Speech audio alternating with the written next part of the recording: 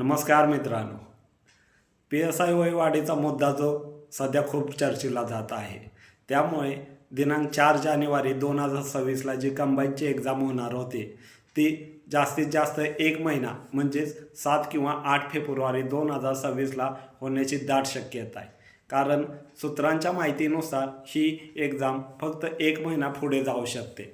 कारण गेल्या 2-3 दिवसापासून महाराष्ट्रातील आमदार खासदारांनी मुख्यमंत्री साहेबांना पत्र लिहून कळवले आहे की आपला PSI वाढीचा जो मुद्दा चालू आहे त्यामध्ये काहीतरी वयाची शिथिलता करावी.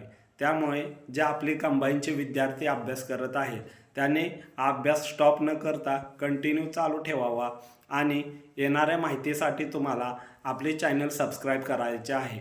त्यामुळे आपल्या चॅनलला लाईक करा, शेअर करा आणि सबस्क्राईब करायला विसरू नका. जय हिंद, जय महाराष्ट्र.